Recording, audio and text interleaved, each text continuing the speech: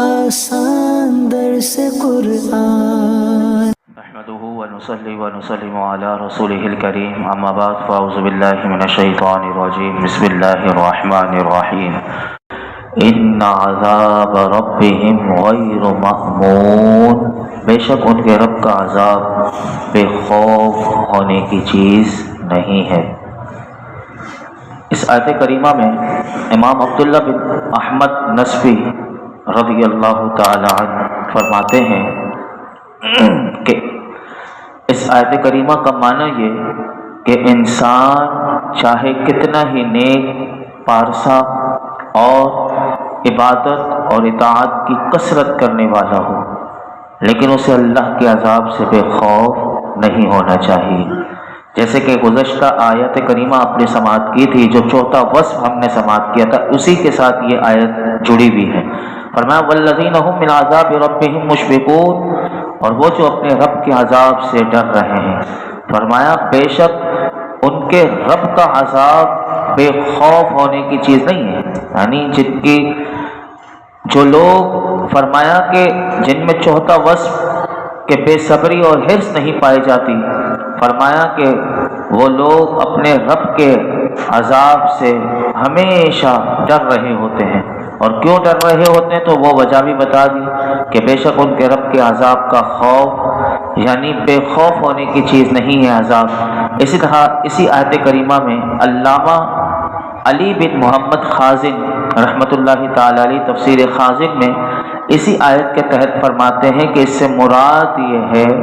کہ انسان کے لیے ممکن نہیں کہ وہ فرض عبادات اسی طرح ادا کرتا رہے کہ جس طرح ادا کرنی چاہیے، اور تمام ممنوعات سے اسی طرح بچتا رہے جیسے بچنے کا حق ہے، بلکہ کبھی دونوں طرف سے اس سے خطا واقع ہو جاتی ہے، تو اب اسے چاہیے کہ وہ خوف اور امید کے درمیان رہے، یعنی فرض عبادات اسی طرح کرے جس طرح ادا کرنی چاہیے، جن کاموں سے منع کیا گیا اس سے اسی طرح رکے جیسے بچنے کا حق ہے۔ لیکن کیونکہ انسان خطا کا پتلا ہے، انسان سے غلطی ہو جاتی ہے، فرض عبادات میں بھی ہو جاتی ہیں، ممنوعات میں بھی ہو جاتی ہیں، تو فرمایا ان دونوں میں خطا ممکن ہے، تو اب چاہیے کہ وہ خوف اور امید کے درمیان رہے۔ اب اگر آپ کو میں مثال دوں کہ کیسے خوف اور امید رکھنی چاہیے، تو اس صحابہ کرام سے پڑھ کر ہمیں کوئی مثال نہیں مل سکتی۔ آئیے میں دونوں مثالیں آپ کے سامنے رکھتا ہوں، دو مثالیں کہ دیکھیے کہ کیسے اللہ کا خوف بھی ہونا چاہیے اور کیسے رب سے امید بھی ہونی چاہیے۔ اگر یہ دونوں چیزیں حاصل ہو جائیں تو ایمان نصیب ہو جاتا ہے، ایمان کامل نصیب ہو جاتا ہے۔ حضرت عمر فاروق اعظم رضی اللہ تعالیٰ عنہ آپ فرماتے ہیں، آپ نے فرمایا کہ اگر آسمان سے کوئی منادی یہ آواز دے کہ اے لوگوں، ایک شخص کے علاوہ تم سب جنت میں داخل ہو جاؤ، تو فاروق اعظم فرماتے ہیں کہ میں اس بات سے ڈروں گا کہ کہیں وہ ایک ہی شخص میں نہ ہو، یعنی میرے علاوہ سب کو جنت میں ڈال دیا جائے، یہ ہے۔ اور فرمایا کہ اگر منادی یہ اعلان کرے اے لوگوں، ایک شخص کے علاوہ تم سب جہنم میں داخل ہو جاؤ، تو فرمایا کہ میں یہ امید کروں گا کہ وہ ایک شخص میں ہی ہوں۔ تو آپ دیکھیے امید بھی کتنی بڑی اور خوف بھی کتنا بڑا کہ میرے سوا، یعنی خوف کیسا کہ مجھے جہنم میں ڈال دیا جائے گا، باقی سب کو جنت میں ڈال دیا جائے، اور امید بھی اتنی رب سے کہ میرے علاوہ اگر سارے جہنم میں چلے گئے تو مجھے میرے رب سے امید ہے کہ وہ مجھے جنت میں عطا فرمائے۔ تو یہ وہ چوتھا وصف جس کے بارے میں ان آیات میں ذکر کیا گیا۔ اب آئیے اسی طرح شیر خدا مولا کائنات حضرت علی المرتضیٰ کرم اللہ تعالی وجہہ الکریم نے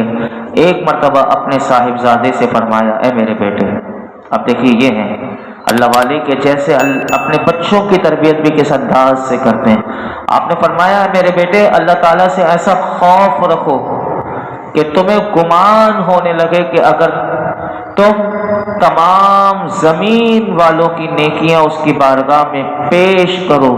تو وہ اسے قبول نہ کرے۔ یہ خوف ہونا چاہیے، یعنی روئے زمین کی تمام نیکیاں تمہارے پلڑے میں ہو، تم اسے بارگاہ میں الہی میں پیش کرو تو وہ قبول نہ ہو، یہ ہے خوف۔ اور فرمایا اللہ سے ایسی امید رکھو کہ تم سمجھو کہ اگر سب زمین والوں کی برائیاں لے کر اس کی بارگاہ میں جاؤں گا بھی تو میرا رب کریم ہے، وہ مجھے بخش دے گا۔ یہ امید بھی ہو اور خوف بھی ہو، یعنی نیکیاں بھی ہیں تو روح زمین کی سب ہے ہمارے پاس، لیکن پھر بھی اللہ کی سے یہ خوف ہونا چاہیے کہ وہ رد کر دے تو ہم کچھ بھی کہہ نہیں سکتے کیونکہ وہ مالک ہے۔ اور اگر گناہ اتنے ہیں کہ روح زمین کے لوگوں کے برابر بھی، لیکن پھر بھی امید رب سے اتنی ہونی چاہیے کہ مالک اتنا کریم ہے کہ اس کی رحمت بہانہ ڈھونڈتی ہے، اگر وہ چاہے تو معاف کر دے۔ تو اب آپ اس دونوں آیات کو دوبارہ سنیے، فرمایا والذین هم من عذاب ربهم مشفقون، اور وہ جو اپنے رب کے عذاب سے ڈر رہے ہیں، ان عذاب ربهم غیر مأمون، بے شک ان کے رب کا عذاب بے خوف ہونے کی چیز نہیں۔ تو ہمیں چاہیے، یہی آیت کریمہ ہمیں پیغام دے رہی ہے کہ نیکیاں کرنی ہیں لیکن ناز نہیں کرنا، نیکیاں کر کے نیکیوں پر ناز نہیں کرنا، ہر وقت اپنی کوتاہیوں کا احساس کر کے اپنے رب کی ناراضگی کہ کہیں میرا رب مجھ سے ناراض نہ ہو جائے تو وہ لرزہ اور ترسا انسان رہے۔ اور اسی طرح یہ بھی ذہن میں رکھنا چاہیے کہ یہ آیت کریمہ یہ بھی پیغام دے رہی ہے کہ اللہ والے وہ یہ جانتے ہیں کہ رب کا عذاب آ جائے تو پھر رب کے عذاب کو کوئی دور نہیں کر سکتا۔ اور علماء کہتے ہیں کہ ایک معنی اس کا یہ بھی کیا گیا کہ ہم کتنے ہی نیکوکار بن جائیں، وہ اپنے آپ کو جیسے وہ لوگ ہیں ایسے ہمیں بھی چاہیے کہ ہم اپنے رب کے عذاب سے امن میں نہیں بلکہ ہر وقت اس کی بے نیازی سے ہر وقت بندے کو ڈرتے رہنا چاہیے۔ یہی آیت کریمہ پیغام دے رہی ہے۔ آگے سنیے پانچواں وصف،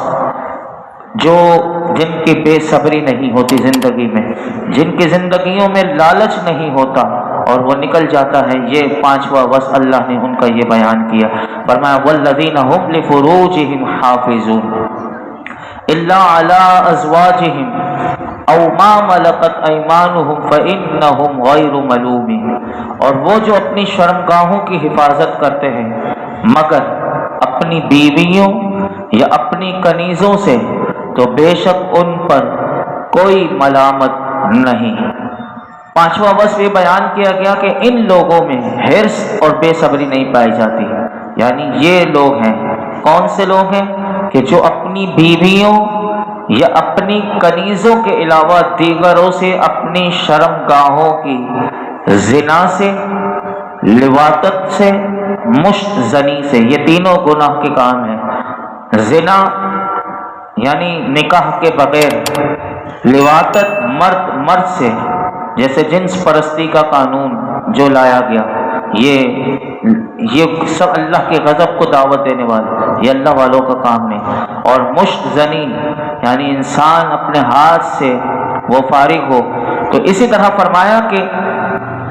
یہ لوگ ہیں پانچواں وصف جن لوگوں میں پایا جاتا ہے، یہ اپنی بیویوں یا کنیزوں، اس زمانے میں کنیزیں تھی، آج کے دور میں نہیں، تو فرمایا اپنی کنیزوں کے علاوہ دیگر لوگوں سے اپنی شرمگاہوں کی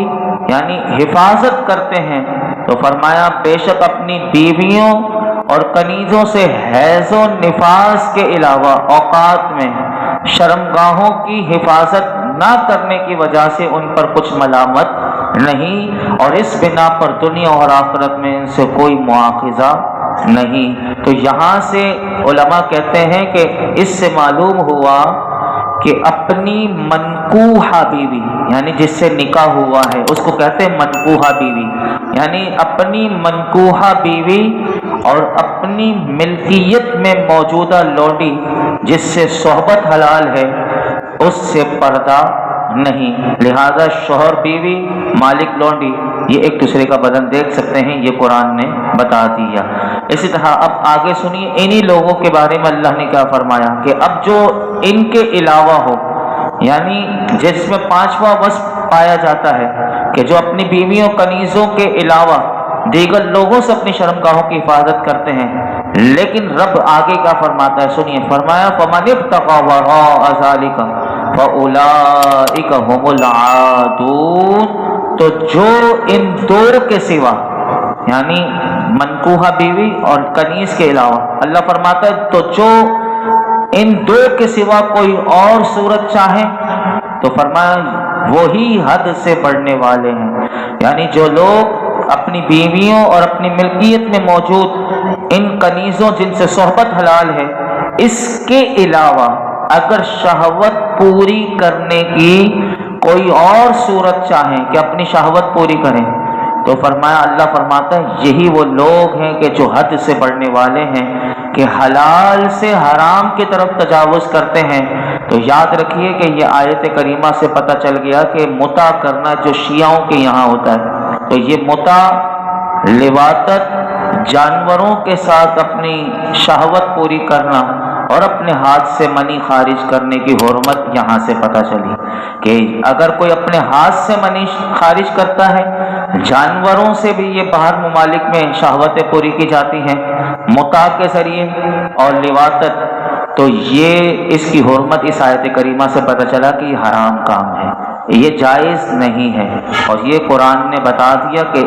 ایک ہی حل ہے اور وہ ہے نکاح، اور ایک وقت میں انسان 4 نکاح کر سکتا ہے اس صورت میں کہ جب چاروں کے درمیان وہ عدل کر سکے، اور اگر نہ کر سکے تو پھر فرمایا ایک ہی اس کے لیے کافی ہے۔ آگے سنیے اب چھٹا وصف کن لوگوں میں پایا جاتا ہے، فرمایا والذین هم لاماناتهم وعہدهم راعون، اور وہ جو اپنی امانتوں اور اپنے عہد کی حفاظت کرنے والے ہیں۔ یہ چھٹا وصف بیان کیا گیا ان لوگوں میں بے صبری اور حرص لالچ نہیں پائی جاتی کہ جو اپنی امانتوں اور اپنے عہد کی وعدے کی پاسداری کرنے والے، حفاظت کرنے والے ہیں کہ امانت میں خیانت نہیں کرتے اور وعدہ کر لیں تو وعدہ نہیں توڑتے۔ یاد رکھیے علماء کہتے ہیں یہاں امانت میں شرعی امانتیں بھی ہیں اور بندوں کی امانتیں دونوں طرح کی داخل ہیں، اور وعدہ رب سے کیا ہوا ہو یا اللہ کی مخلوق کے ساتھ کیا ہوا ہو، دونوں قسم کے وعدے عہد اس میں شامل ہو گئے۔ اللہ کے ساتھ کیے ہوئے عہد میں نظر بھی ہے، یعنی نظر مان لیتا ہے، منت مان لی کسی نے نظر مانی تو جو عبادتوں کی نظر مانی اسے پورا کرنا پڑے گا، اور اسی طرح قسمیں بھی اس میں داخل ہیں، یعنی یہ بھی عہد ہے کہ جب بندہ قسم کھاتا ہے اللہ کی تو پھر وہ بھی اسی عہد میں شامل ہے۔ یاد رکھیے کہ امانت میں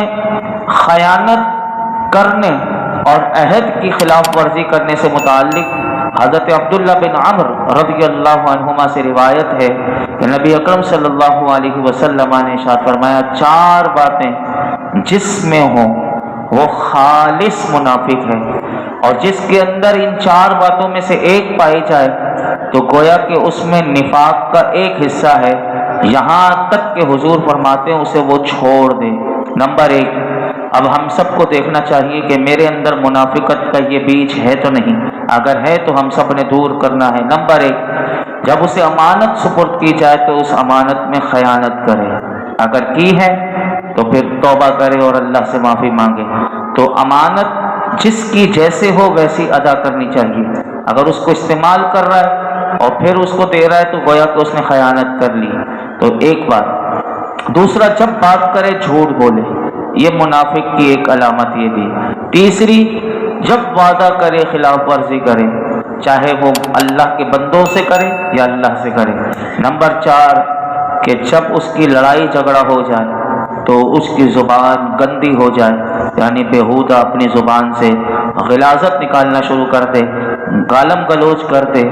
اور لان تان شروع کر دے تو بیہودہ بکے، یعنی اس میں سب باتیں آ گئی کہ جب جھگڑا کرے تو پھر وہی کہ جو بڑا اچھا تھا لیکن جب لڑائی جھگڑا ہوا تو اس کی زبان سے بہودگی نکل رہی ہے، بیہودہ بکے، تو یہ منافقت کی علامت ہے۔ منافق نہیں ہوگا تو لڑائی بھی ہوگی، تو لڑائی میں بھی اخلاق کو نہیں چھوڑے گا، اور لڑائی میں اگر اخلاق کو چھوڑ دیے بیہودہ بک رہا ہے تو گویا کہ منافق کا ایک بیج پایا جاتا ہے۔ اسی لیے حضور نے فرمایا کہ 4 باتیں جس میں ہو وہ خالص منافق، اور جس کے اندر ایک ہو تو وہ اس کے نفاق کا ایک حصہ یہاں تک کہ وہ اسے چھوڑ دے، اگر چھوڑ دے گا تو دور ہو جائے گی۔ تو یہ 6 وصف ہم نے سماعت کیے، 2 رہ گئے۔ انشاءاللہ کل ہم سماعت کریں گے، زندگی رہی تو وہ 6 وصف یاد رکھیے کہ پہلا تھا کہ سب سے پہلا کہ نمازوں کی وہ پابندی کرنے والے ہیں، یعنی فرض نماز پابندی کے ساتھ ادا کرنے والے ہیں۔ نمبر 2 اپنے مال سے واجب صدقات ادا کرنے والے، اب وہ میں نے بتا دیا تھا۔ نمبر 3 انصاف کے دن یعنی قیامت کی تصدیق کرنے والے کے رب کی بارگاہ میں جانا ہے، رب کی ملاقات حق ہے، حساب حق ہے، جزا حق ہے، سزا حق ہے، سارا سب کچھ قیامت کی تصدیق کرنے والا۔ نمبر 4 اللہ کے عذاب سے ڈرنا۔ نمبر 5 شرم گاہوں کی حرام کاری سے حفاظت کرنا، اور نمبر 6 امانت اور عہد کی حفاظت کرنا۔ 2 وصف رہ گئے، انشاءاللہ کل ہم سماعت کریں گے اور پھر مزید مضمون آگے اسی صورتوں کا بڑھے گا۔ اللہ رب العالمین ہم سب کو بھی یہ 6 وصف عطا فرمائے، اور اللہ والے اللہ کے پیارے بندے جس طرح اپنی زندگیوں کو پاکیزہ گزار کے چلے گئے اور آج بھی دنیا میں ہیں، رب کریم ہم سب کو ان کے نقش قدم پر چلنے کی توفیق عطا فرمائے۔